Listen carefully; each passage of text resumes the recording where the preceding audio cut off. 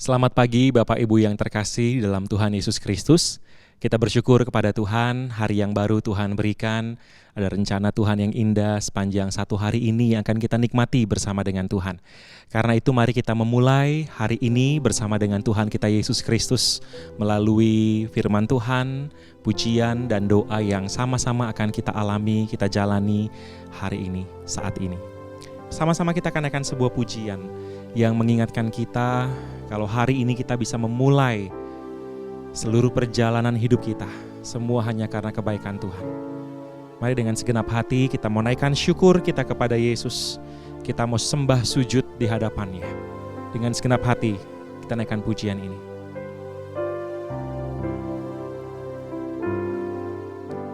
Ku naikkan syukur padamu Yesus, ku sembah sujud kepadamu Tuhan, di hadapan tahta kemuliaan-Mu, ku tinggikan, ku agungkan selamanya. Sekali katakan, ku naikkan syukur padamu Yesus. Ku naikkan syukur padamu Yesus. Ku sembah sujud kepadamu Tuhan, di hadapan tahta kemuliaan-Mu, ku tinggikan, ku agungkan selamanya. Segala pujian, syukur bagimu. Segala puji, syukur bagimu. Ku tinggikan namamu selalu. Kemuliaan hanya bagimu. Terpujilah namamu. Sekali lagi kita naikkan pujian ini. Ku naikkan syukur padamu Yesus. Ku sembah sujud kepadamu Tuhan, di hadapan tahta kemuliaan-Mu, ku tinggikan, ku agungkan selamanya. Segala puji syukur bagimu Tuhan.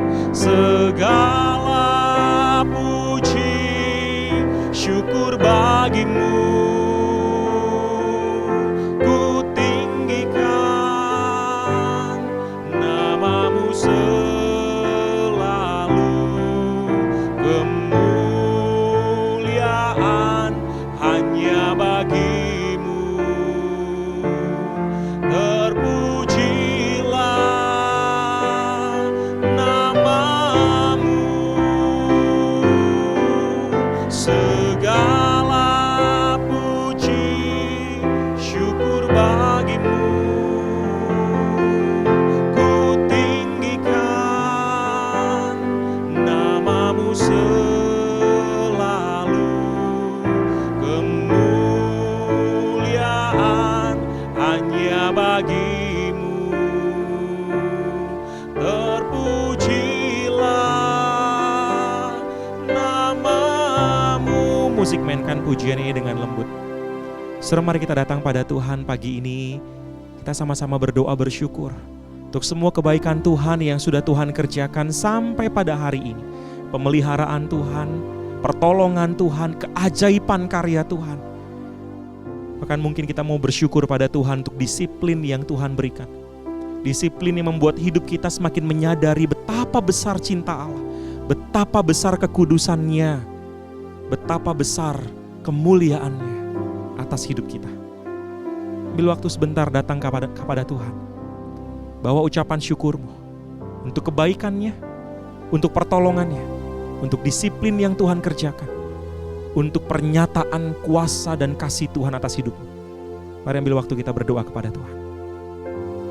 Tuhan, kami bersyukur kepada Engkau. Karena kalau hari ini kami ada Tuhan, semua hanya karena kemurahan Tuhan. Kami bersyukur untuk kebaikan Tuhan yang tidak habis-habisnya dalam hidup kami.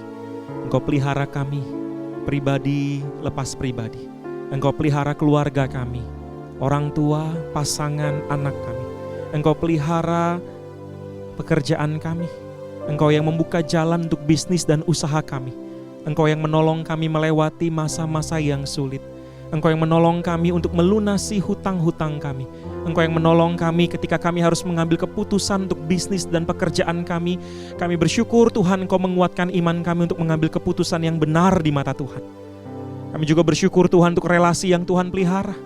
Hubungan suami istri yang Tuhan terus jaga di dalam cinta, kasih, dan keharmonisan. Hubungan orang tua anak yang Tuhan juga terus pelihara dalam penghormatan, dalam kerendahan hati. Hubungan mertua menantu, ipar, besan, semua yang juga dalam kondisi yang harmonis. Terima kasih Tuhan. Kami bersyukur kepada Tuhan. Kami juga bersyukur kepada Tuhan untuk kesehatan yang Tuhan juga terus berikan kepada kami. Hari ini Tuhan, kalau kami masih bisa bangun, kami tahu itu adalah anugerah dan kebaikan Tuhan. Terima kasih Tuhan, terima kasih. Kami juga datang kepada Tuhan bersyukur. Kalau di antara kami ada yang sedang Tuhan disiplin, ada yang sedang Tuhan bentuk, ada yang sedang Tuhan izinkan melewati masa-masa yang sulit, ada yang sedang Tuhan izinkan untuk kami pikul salib, ada yang sedang Tuhan izinkan untuk kami menghadapi lembah kekelaman. Tuhan, kami mau belajar bersyukur kepadamu di tengah semua situasi itu. Karena kami tahu Tuhan, Engkau Allah yang setia, Engkau tidak pernah meninggalkan kami. Bahkan semua peristiwa yang Engkau izinkan terjadi, sekalipun itu membuat kami mencucurkan air mata, membuat kami merasa begitu lelah, begitu capek. Tuhan, kami tahu semua itu membentuk iman kami, membuat kami makin kuat, membuat kami makin peka akan kehadiran Tuhan dalam kehidupan kami, membuat kami makin mengerti bahwa jalan hidup kami bukan ditentukan oleh kuat kuasa dan hikmat kami, tapi ditentukan oleh tangan Tuhan yang penuh dengan kasih. Tuhan, karena itu kami mau belajar bersyukur saat ini, karena kami tahu kalau dulu kami juga pernah mengalami lembah kekelaman, masa yang sulit, disiplin dan berbagai macam pergumulan hidup, dan Tuhan setia menolong kami. Maka hari ini, sekalipun kami belum melihat jalan keluar, sekalipun kami belum melihat kemana Tuhan pimpin kami, seperti apa Tuhan ingin kami menjalaninya sampai selesai, sekalipun kami belum melihat itu, tapi kami mau belajar bersyukur saat ini karena kami tahu Engkau Allah yang setia, yang menolong kami tetap kuat sampai pada saat ini. Terima kasih Tuhan, terima kasih. Terima kasih untuk pertolongan-Mu, kesetiaan-Mu. Terima kasih untuk keberadaan-Mu yang tidak pernah meninggalkan kami.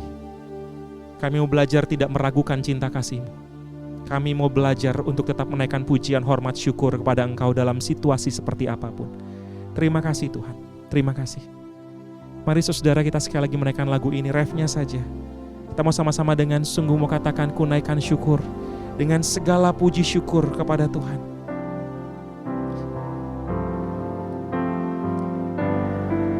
Segala puji syukur bagimu, ku tinggikan nama-Mu selalu.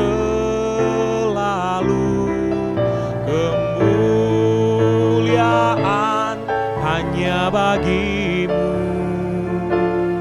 terpujilah nama-Mu. Segala puji syukur bagi-Mu, ku tinggikan nama-Mu selalu. Kemuliaan hanya bagi-Mu, terpujilah nama-Mu. Kemuliaan hanya bagi-Mu Tuhan, kemuliaan hanya bagi-Mu, terpujilah nama-Mu. Kemuliaan bagimu, terpujilah namamu. Mari kita berdoa, kita siapkan hati kita untuk mendengar firman Tuhan pagi ini. Bapa kami yang di surga, kami datang kepadamu, kami berdoa mohon kemurahan-Mu untuk sekali lagi berbicara kepada kami. Kuatkan, teguhkan hati kami lewat firman-Mu Tuhan, untuk kami boleh mengerti apa yang menjadi isi hati-Mu. Kami datang kepadamu dan kami membuka hati kami kepada firman-Mu. Pakai hamba-Mu dengan segala keterbatasan, menjadi alat di tangan Tuhan hanya bagi kemuliaan nama Tuhan dan bagi kebangunan iman setiap jemaat-Mu yang mendengarkan. Terima kasih Tuhan, berfirmanlah, sebab kami anak-anak-Mu sudah siap untuk mendengar. Demi Kristus Allah yang hidup kami berdoa. Amin. Bapak Ibu yang terkasih di dalam Tuhan Yesus, hari ini kita akan sama-sama belajar dari satu bagian firman Tuhan dari Lukas pasal 18 ayat yang pertama sampai dengan ayat yang ke-8. Injil Lukas pasal 18 ayat pertama sampai dengan ayat yang ke-8. Demikian firman Tuhan. Yesus mengatakan suatu perumpamaan kepada mereka untuk menegaskan bahwa mereka harus selalu berdoa dengan tidak jemu-jemu.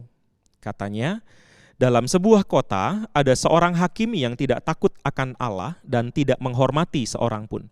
Dan di kota itu ada seorang janda yang selalu datang kepada hakim itu dan berkata, "Belalah hakku terhadap lawanku." Beberapa waktu lamanya hakim itu menolak. Tetapi kemudian ia berkata dalam hatinya, "Walaupun aku tidak takut akan Allah dan tidak menghormati seorang pun, namun karena janda ini menyusahkan aku, baiklah aku membenarkan dia, supaya jangan terus saja ia datang dan akhirnya menyerang aku." Kata Tuhan, "Camkanlah apa yang dikatakan hakim yang lalim itu. Tidakkah Allah akan membenarkan orang-orang pilihannya yang siang malam berseru kepadanya?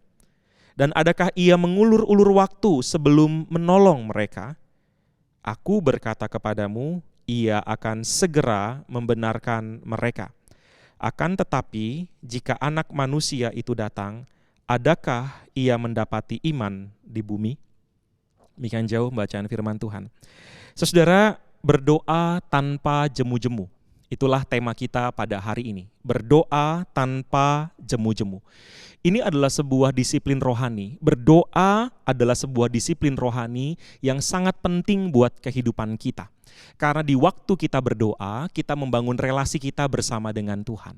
Di satu sisi, saudara, kita sedang membawa hidup kita untuk terus akrab, terus dekat, terus bersama di dalam hadirat Tuhan melalui doa.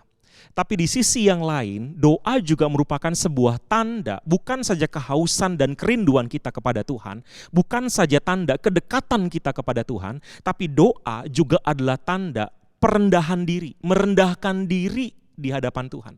Sebuah tanda untuk mengakui bahwa saya hanya ciptaan, kami bukan siapa-siapa, dan Engkau Tuhan adalah pencipta, Engkau adalah Tuhan, Allah, pemilik kehidupanku. Saudara, maka doa dalam satu sisi dimensi rohani atau dalam satu aspek rohani bicara tentang kehausan kita, kerinduan kita, kesadaran kita bahwa saya butuh Allah. Saya menyadari saya rindu dekat dengan Tuhan dan itu menjadi disiplin kita bangun. Tapi di sisi yang sama, di sisi yang lain, dalam waktu yang bersamaan, doa adalah tanda saya rendah. Saya bukan siapa-siapa, saya tidak sanggup, saya tidak mampu. So ini menjadi sebuah bagian yang kita jalani. Perjalanan kerohanian kita adalah perjalanan yang dijalani dalam dua dimensi ini. Kehausan, kerinduan, dan kesadaran kita bukan siapa-siapa. Dan itulah yang kemudian Tuhan ajarkan untuk kita belajar berdoa dengan tidak jemu-jemu. Saudara, bagian kisah ini diajarkan untuk membawa pembacanya, kita, saudara dan saya, untuk terus-menerus berdoa di hadapan Tuhan. Terus-menerus datang dan kemudian berharap kepada Tuhan. Terus-menerus datang membawa pergumulan kita kepada Tuhan. Membawa pergumulan karena kita rindu, kita haus Tuhan menjawab. Tapi juga di satu sisi yang sama, di sisi yang lain maksud saya, di waktu yang bersamaan, kita membawa pergumulan kita karena kita sadar kita nggak sanggup kerjakan, nggak sanggup beresin pergumulan itu sendirian. Setelah itu yang terjadi dalam kehidupan daripada janda ini. Saudara, dikisahkan dalam kisah ini, dalam sebuah kota ada seorang janda. Janda ini punya masalah. Dia sedang ada pergumulan dan pergumulan itu berhubungan dengan orang lain. Ada orang lain yang bertindak curang, ada orang lain yang melakukan hal-hal yang tidak benar, yang kemudian karena tindakan orang lain itu, si janda ini dirugikan.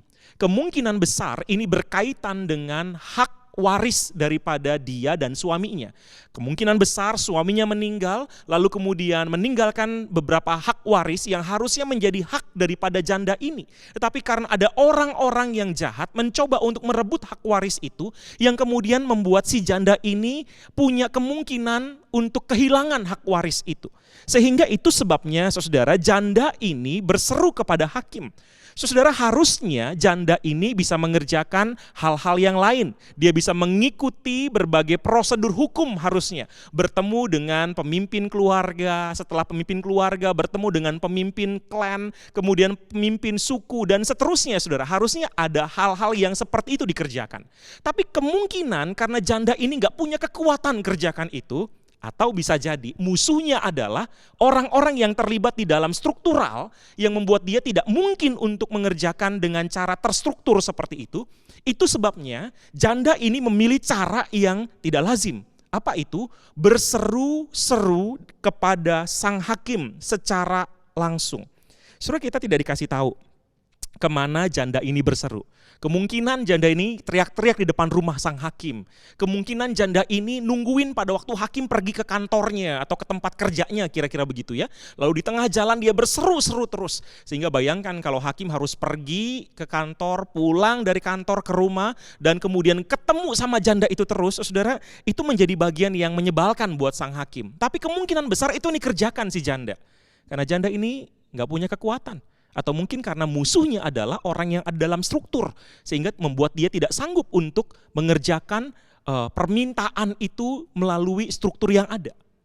Tapi disinilah letak pelajaran yang Tuhan mau ajarkan kepada kita. Bagaimana janda ini dia kemudian berseru-seru siang dan malam katanya. Tidak jemu-jemu. Dia menghampiri sang hakim dan terus berkata, belalah hakku terhadap lawanku. Belalah hakku terhadap lawanku. So, permintaan yang diajukan si janda ini permintaan yang dia butuhkan. Yang dia tahu itu sangat-sangat penting buat kehidupannya di masa yang akan datang. Bukan sekedar sebuah keinginan yang muncul karena sekedar nafsu belaka. Bukan sekedar sebuah keinginan yang muncul karena orang lain punya, maka saya harus punya. Bukan sekedar keinginan yang muncul karena ingin merasa lebih daripada orang lain. Bukan, saudara. Ini bukan keinginan daging, ini bukan sekedar masalah hawa nafsu, bukan sekedar masalah keduniawian, bukan. Tapi kemungkinan besar ini bicara tentang kehidupan janda ini untuk hal-hal yang akan datang. Hari-hari yang akan datang. Kalau dia punya anak, kalau dia punya keturunan, saudara, maka hak waris dari suaminya itu menentukan hidup dan mati daripada janda ini dan suami dan anaknya, saudara, maksud saya.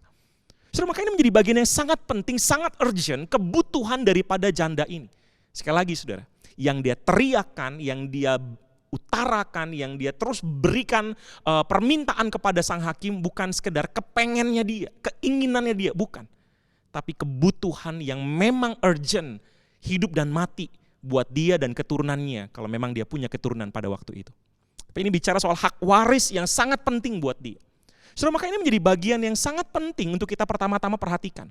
Yang tidak jemu-jemu didoakan bukan masalah keinginan. Yang tidak jemu-jemu kita bawa kepada Allah bukan tentang kedagingan. Yang tidak jemu-jemu kita utarakan kepada Allah, ini bukan masalah hawa nafsu, saudara. Tapi ini bicara tentang apa yang menjadi kebutuhanmu, apa yang menjadi pergumulanmu, yang pada waktu itu engkau tahu itu akan menghancurkan masa depanmu, atau sesuatu yang akan merusak keluargamu, sesuatu yang akan membuat engkau akan kehilangan damai sejahtera, sesuatu yang akan merusak perjalanan imanmu di hadapan Tuhan. Soalnya menjadi bagian penting. Sekali lagi ini bicara soal kebutuhan yang urgent bagi janda ini. Dia tidak jemu-jemu utarakan itu. Saudara, maka pelajaran pertama yang saya rindu untuk kita sama-sama pelajari adalah ketika kita berdoa tanpa jemu, ini bukan bicara tentang kita minta jadi kaya, makin kaya, lebih kaya, paling kaya dari siapapun. Sukses bisnis kita, Bukan cuma bicara soal kita makin sehat dan terus-terusan seperti itu, tidak saudara. Tapi ini bicara tentang apa yang menjadi kebutuhanmu yang engkau tahu pada waktu itu engkau lihat itu sangat urgent dalam kehidupan kita. Apakah itu bicara soal pertumbuhan imanmu? Apakah itu bicara soal relasi keluargamu, suami istri yang mungkin sekarang sudah nggak harmonis, orang tua dan anak yang sekarang penuh dengan pertengkaran, atau bicara soal kebutuhan hikmat untuk mengerjakan bisnismu tanpa hati yang cenderung kepada dosa. Atau sebuah kebutuhan untuk menjalani pelayanan dengan sungguh. Kebutuhan untuk tetap bisa menjalani kehidupan hari demi hari dengan cara hidup yang benar di hadapan Tuhan. Saudara, sekali lagi ini bukan sekedar masalah kedagingan. Ini bukan sekedar masalah keinginan. Tapi kebutuhan yang memang urgent.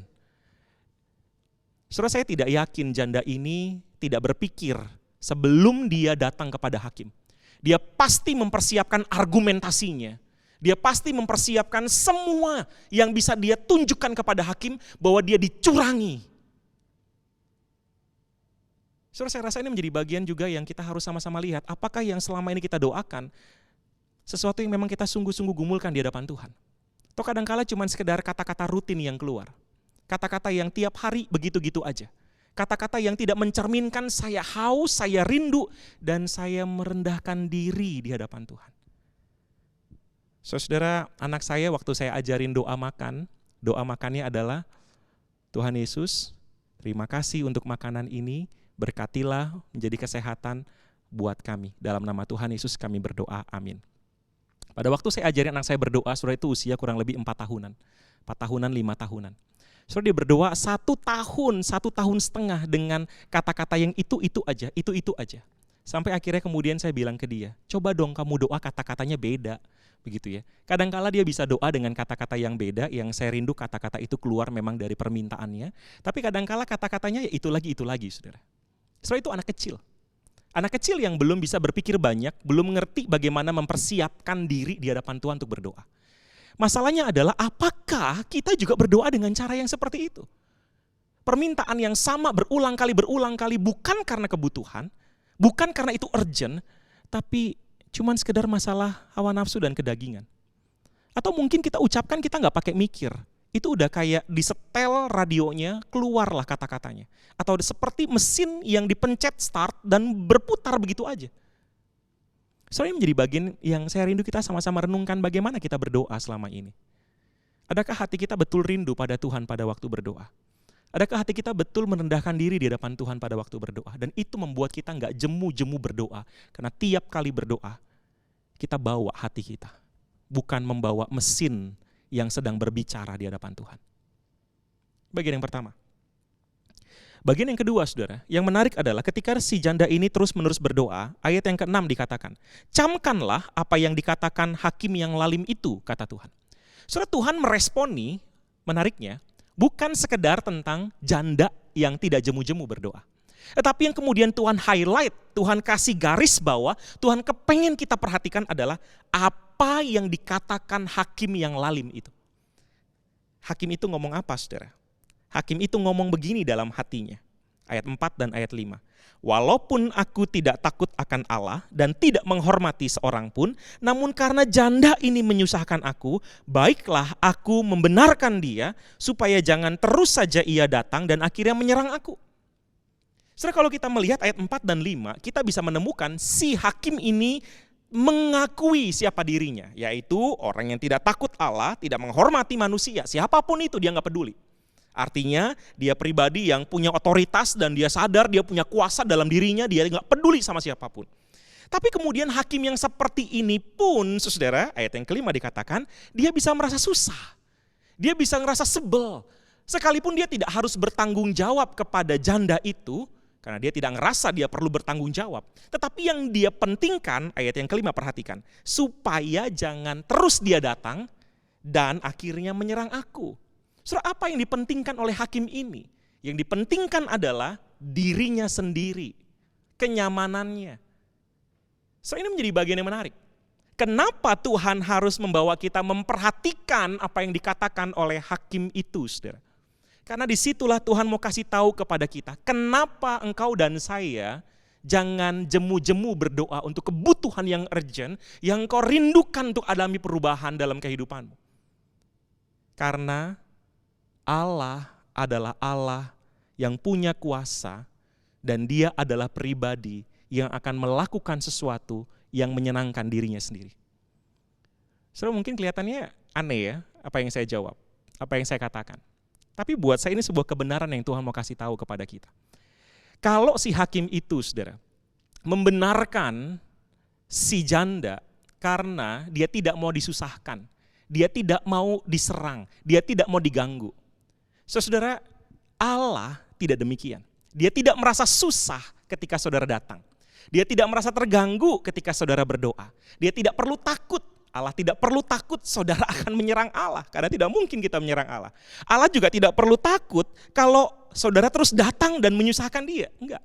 Tapi apa yang mau saya katakan adalah Allah akan mengerjakan apa yang menyenangkan buat dirinya. Apa itu? Menolong saudara. Menolong saudara dan saya. Itu sebabnya saudara di ayat yang ke-7 Tuhan Yesus katakan, tidakkah Allah akan membenarkan orang pilihannya yang siang malam berseru kepadanya? Adakah dia akan ulur-ulur waktu? Enggak, saudara. Tuhan akan tolong, Tuhan tidak akan ulur-ulur waktu. Kenapa? Karena menyenangkan buat Allah untuk menunjukkan kasih setianya kepada saudara dan saya. Itu hal yang menyenangkan buat Allah untuk menunjukkan bahwa dia membenarkan saudara dan saya. Itu hal yang menyenangkan buat Allah untuk membawa engkau dan saya melihat dia setia. Itu hal yang menyenangkan buat Allah. Tapi perhatikan saudara ayat yang ke-8. Tuhan berkata, dia Allah akan segera membenarkan mereka. Orang-orang pilihannya yang berseru siang dan malam. Tapi kisah ini enggak berhenti cuma sampai di situ. Kisah ini ditutup dengan sebuah pertanyaan. Akan tetapi jika anak manusia datang, adakah ia akan mendapati iman di bumi? Iman seperti apa yang sedang dipertanyakan oleh Yesus di sini? Apakah masalah iman percaya Yesus adalah juru selamat? Saya rasa ada hubungannya dengan itu, tetapi bukan tentang iman keselamatan. Iman seperti apa yang diangkat di sini? Kepercayaan seperti apa yang diangkat di sini? Kepercayaan bahwa kita tahu, kita percaya, kita setuju. Allah akan menolong kita karena Allah senang lakukan itu. Bukan karena dia berhutang untuk lakukan itu kepada kita. Bukan karena dia punya kewajiban untuk mengerjakan itu pada kita, bukan. Tapi karena adalah kesenangannya, kepentingannya untuk dia menunjukkan kesetiaannya kepada saudara dan saya. Itu sebabnya Allah akan menolong kita. Masalahnya adalah kita percaya enggak kalau Allah sanggup, Allah senang tolong saudara dan saya. Saudara, tidak sedikit ketika kita berdoa Tuhan enggak jawab. Lama kita minta, Tuhan tetap enggak jawab. Sebulan, sehari, 2 hari, seminggu, 2 minggu, berminggu-minggu, berbulan-bulan. Dan kemudian kita ngerasa, ya udahlah Tuhan pasti enggak jawab deh. Dan kemudian kita dipenuhi dengan sebuah perasaan Allah emang enggak suka sama kita, Allah emang benci sama kita, Allah menganaktirikan kita, Allah enggak peduli sama kita, Allah kayaknya enggak sanggup, ini persoalan terlalu besar buat Allah dan segala macamnya. Setelah ada banyak sekali keraguan yang bisa membuat kita mempertanyakan Tuhan dalam hubungannya dengan doa. Kita tahu sama-sama bahwa Allah punya rencana. Tapi seringkali kita kemudian berkata, kalau gitu ngapain berdoa kalau Allah punya rencana? Setelah kita tetap berdoa karena kita membutuhkan hikmat dari Allah untuk mengerti rencananya. Apakah kita sia-sia kemudian berdoa kalau Allah punya rencana? Enggak. Justru di waktu kita berdoa, di situ kita makin ngerti apa yang Allah inginkan. Dan di dalam cara Allah menunjukkan rencananya kepada kita, dia punya waktu, dia punya cara, bukan kita. Caranya Allah, waktunya Allah. Saudara, janda ini juga mengalami masalah yang sama. Dia tidak sekali berseru kemudian langsung diberikan jawaban, tidak. Kita memang gak dikasih tahu berapa kali dia berseru. Kita cuma dikasih tahu beberapa waktu lamanya. Berapa lama itu? Nggak tahu. Sehari, seminggu, sebulan, setahun, 10 tahun. Beberapa waktu lamanya. Untuk kasih tahu memang ada waktunya, saudara. Tetapi apakah kemudian iman kita akan tergerus di tengah waktu itu? Saya harap tidak. Karena di bagian firman Tuhan kita dibawa untuk melihat Allah senang tolong saudara dan saya. Dan ini menjadi bagian bahwa kita untuk terus beriman. Berimanlah kepada pribadi Allah yang mau menolong engkau dan saya. Dan dia tidak menganggap itu sebagai sebuah kesulitan, sebagai sebuah kesusahan, bukan sebuah keterpaksaan.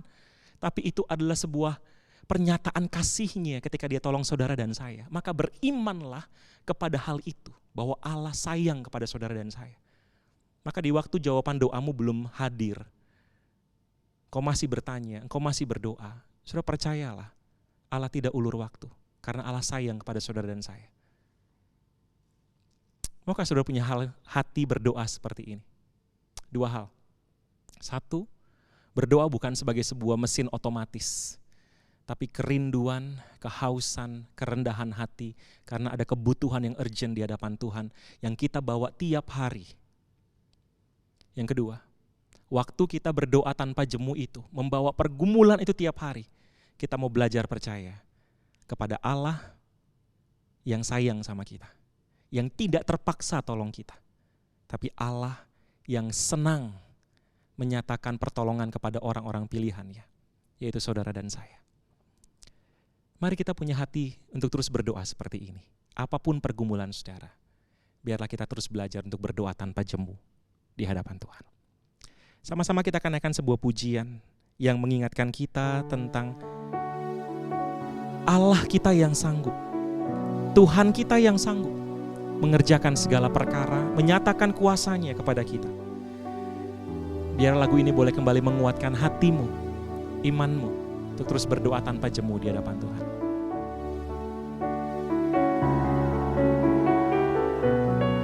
Mari dengan segenap hati kita sama-sama naikkan lagu ini.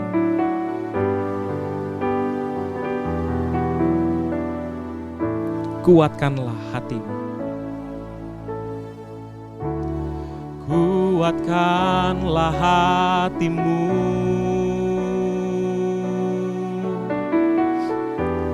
Lewati setiap persoalan. Tuhan Yesus selalu menopangmu. Jangan berhenti harap padanya. Sekali lagi, kuatkanlah hatimu. Kuatkanlah hatimu.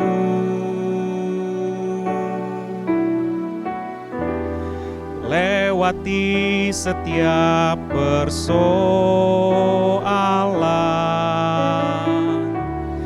Tuhan Yesus selalu menopangmu. Jangan berhenti harap padanya. Tuhan pasti sanggup. Tangannya takkan terlambat untuk mengangkatmu.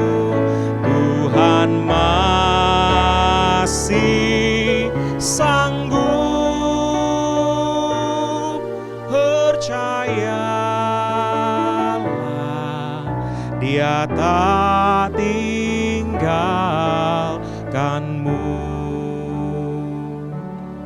Ada seorang rekan bercerita kepada saya, dia berdoa untuk pergumulan keluarganya 2 tahun lamanya, agar keluarganya bisa harmonis, agar keluarganya bisa baik. Dari pertengkaran, dari permusuhan, 2 tahun saudara.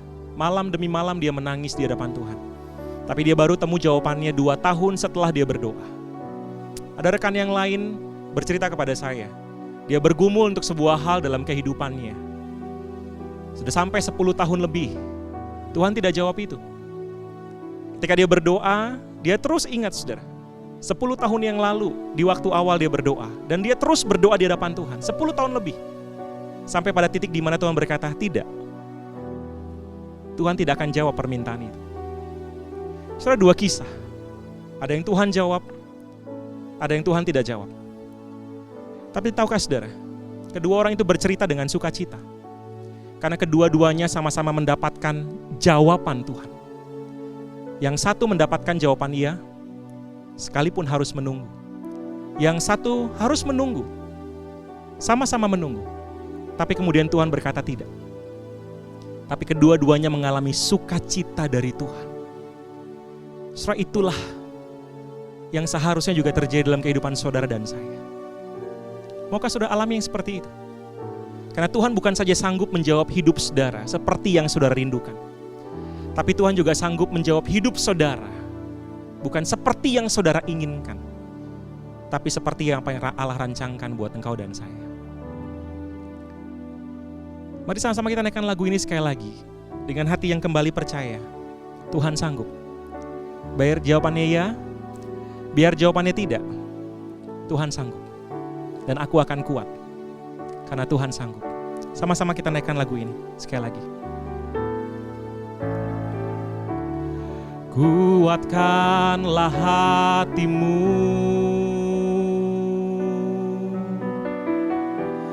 lewati setiap persoalan. Tuhan Yesus selalu menopangmu. Jangan berhenti harap padanya. Tuhan pasti sanggup.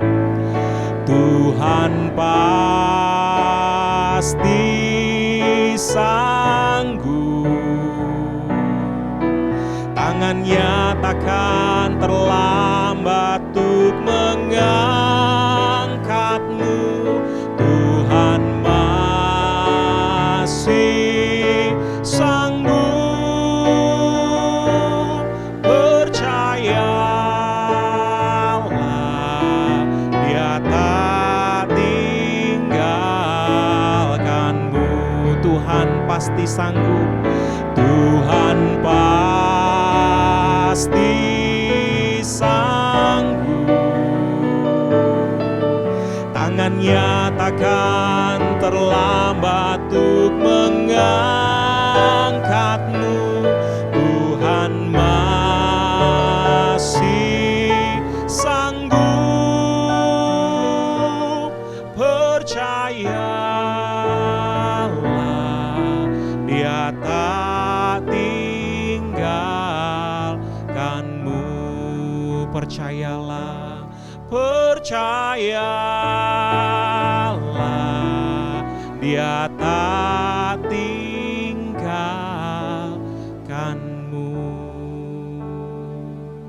Mari kita tundukkan kepala, kita berdoa. Tuhan, kami tahu Engkau Allah yang sanggup bekerja dalam kehidupan kami. Dan Engkau yang mengerti pergumulan setiap saudara-saudara kami, setiap kami yang saat ini hadir Tuhan di hadapan-Mu. Kami yang bergumul untuk masalah keluarga, masalah pribadi, masalah pekerjaan, masalah jodoh, masalah-masalah kehidupan yang lain. Tuhan, kami datang kepadamu memohon pertolongan-Mu. Kalau seperti janda ini yang tidak jemu-jemu berdoa, kami juga mau belajar untuk tidak jemu-jemu dan menanti jawaban Tuhan. Tolong kami Tuhan untuk tetap kuat. Ketika Tuhan jawab iya, untuk kami kemudian menerima jawaban Tuhan dengan sukacita dan terus menyadari bahwa Tuhanlah sumber berkat. Tolong kami juga untuk tetap kuat. Ketika Tuhan berkata tidak, maka kami boleh melihat ada rencana yang indah yang Tuhan siapkan di luar dari yang kami bayangkan. Dan kami bersukacita karena kami tahu tangan Tuhan tidak berhenti menopang hidup kami. Tuhan, teguhkan dan kuatkan hati kami. Karena kami tahu Engkau Allah yang senang menolong kami. Engkau Allah yang sayang kepada kami. Engkau tidak membiarkan kami untuk terus-menerus berada dalam pergumulan. Dan Engkau bukan Allah yang membiarkan kami tinggal di dalam halusinasi dari semua yang kami harapkan. Engkau Allah yang menolong kami bertumbuh. Maka biarlah ya Tuhan jawaban daripada Tuhan yang terus boleh membuka mata kami melihat rencana yang indah dari Tuhan. Hari ini kami berdoa Tuhan buat setiap kami dalam pergumulan kami masing-masing. Tolong kami Tuhan untuk setia, untuk percaya Allah mengasihi kami. Kami juga berdoa Tuhan untuk bangsa dan negara kami. Kami mohon belas kasihan Tuhan terus di tengah-tengah pergumulan bangsa negara ini untuk bertumbuh terus Tuhan. Dalam pergumulan daripada pemerintah kami untuk mensejahterakan semua warga negara Indonesia. Dalam pergumulan pemerintah kami untuk menegakkan hukum sebagai landasan pemerintahan. Untuk membuat agar ekonomi boleh berjalan dengan sehat, dengan baik. Tuhan, kami mohon belas kasihan Tuhan untuk pemerintah kami. Di tengah segala kinerja mereka, di tengah segala usaha mereka, kami mohon Tuhan tolong berkati ya Tuhan, berkati. Kami mohon belas kasihan Tuhan untuk anak-anak Tuhan yang duduk dalam bangku pemerintahan. Mampukan mereka untuk bekerja dengan baik, mampukan mereka untuk bertanggung jawab di hadapan Tuhan. Berdoa menyerahkan untuk juga siap para pemegang jabatan, mereka yang punya hati yang takut akan Tuhan, hati yang baik, yang merindukan hal yang baik buat Indonesia ini. Tuhan, kami berdoa Tuhan tolong agar apa yang mereka rancangkan itu juga boleh berhasil, sehingga boleh membawa kebangunan ekonomi, kebangunan politik, kebangunan hukum yang menjadi sebuah landasan buat negara kami makin hari bertumbuh makin baik. Tuhan, kami sungguh mohon belas kasihan Tuhan. Kami juga berdoa Tuhan menyerahkan untuk setiap gereja Tuhan.